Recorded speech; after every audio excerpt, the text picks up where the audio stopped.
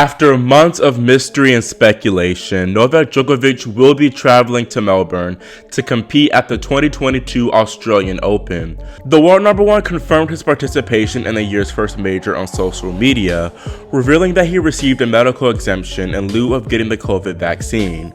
Djokovic said, "Happy New Year! Wishing you all health, love, and joy in every moment, and may you feel love and respect towards all beings on this wonderful planet. I spent fantastic quality time with loved ones over break, and today I'm heading down under with an exemption permission. Let's go 2022. Tennis Australia soon after confirmed this news, releasing a statement reading, Djokovic applied for a medical exemption, which was granted following a rigorous review process involving two separate independent panels of medical experts.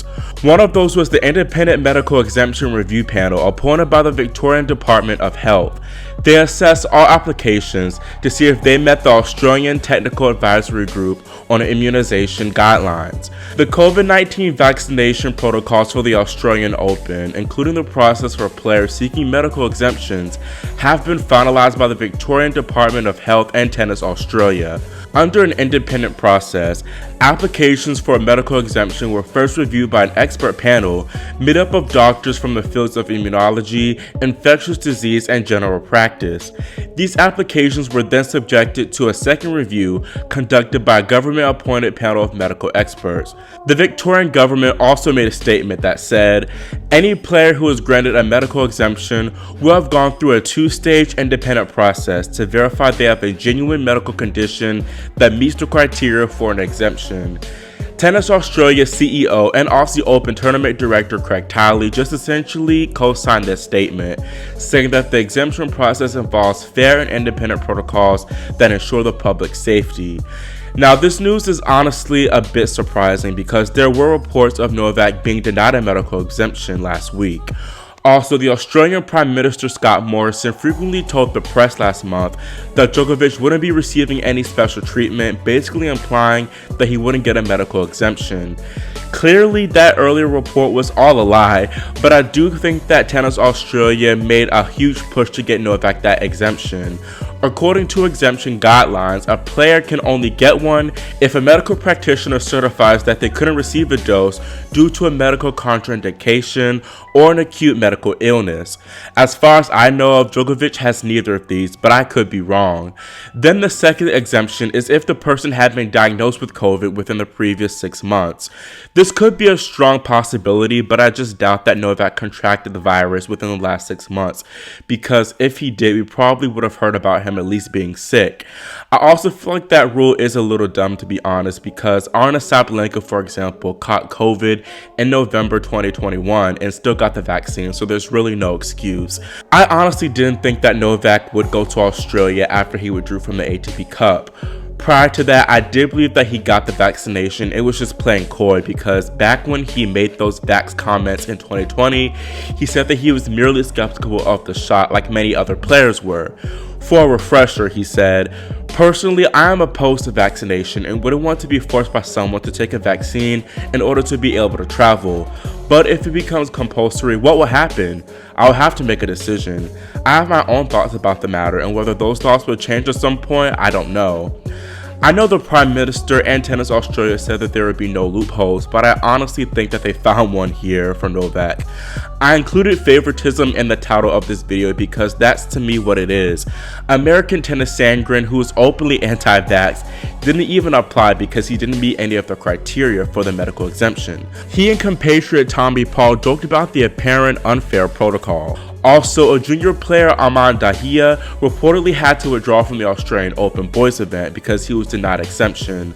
Aman couldn't even get vaccinated because in India, kids under 18 are unable to receive the shot. Then Russian player Natalia Viglantseva couldn't come to Australia despite being vaccinated with the newer Sputnik V vaccine. The reason being Sputnik isn't approved by the Australian government. Honestly, both Tennis Australia and Djokovic have a huge PR nightmare on their hands because social media is ripping both to shreds. Australian Twitter in particular has profusely expressed their frustration at Novak receiving an exemption, while citizens themselves have been subjected to strict protocol throughout the whole pandemic. the fact that a lot of Victorians apparently lost their jobs because they didn't get vaccinated, and then you have a millionaire be able to come and just make more millions unvaccinated isn't a good look. A lot of Australian journalists anticipate that Novak will be subjected to some boos and just overall bad crowd treatment as he goes for major number 21, which just creates even more mess. Then also, some players might be salty too, especially if they were opposed to vaccines but still got the shot because they needed it to play. I anticipate there being some spicy and edgy comments the next month or so regarding this decision because favoritism is already such a big topic amongst the tours. British player Liam Brodie actually said something as soon as Novak hit post, telling his followers, "The second the Australian Open announced that there would be exemptions 8 weeks ago, we all knew." Another Brit, double slam champ Jamie Murray, also spoke out, saying, "I think if it was me that wasn't vaccinated, I wouldn't be getting an exemption."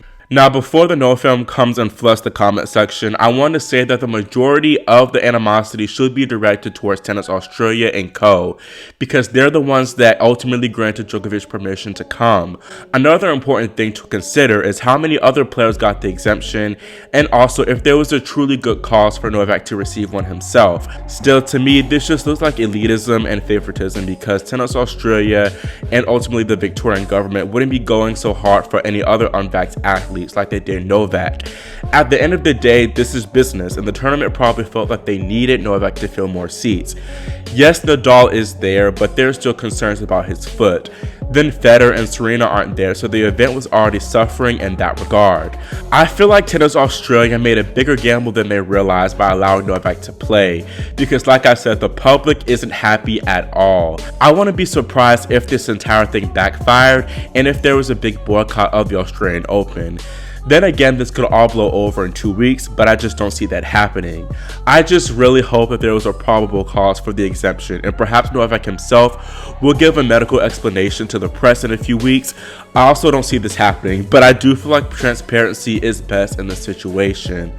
Novak already said that he's opposed to vaccines, and honestly, if there is no good medical cause, Tennis Australia just needs to come out and say that they're just giving him special treatment, because most people suspect that anyways. That's it for this video, and let me know in the comments your thoughts about this news. Do you feel like Djokovic got unfair special treatment, or do people just need to stop speculating and trust Tennis Australia's decision? Also, make sure y'all subscribe and click the notification bell so you're notified about any other developments in this story. Thanks for watching, and I'll see you next time here on Grand Slam Tennis News Today.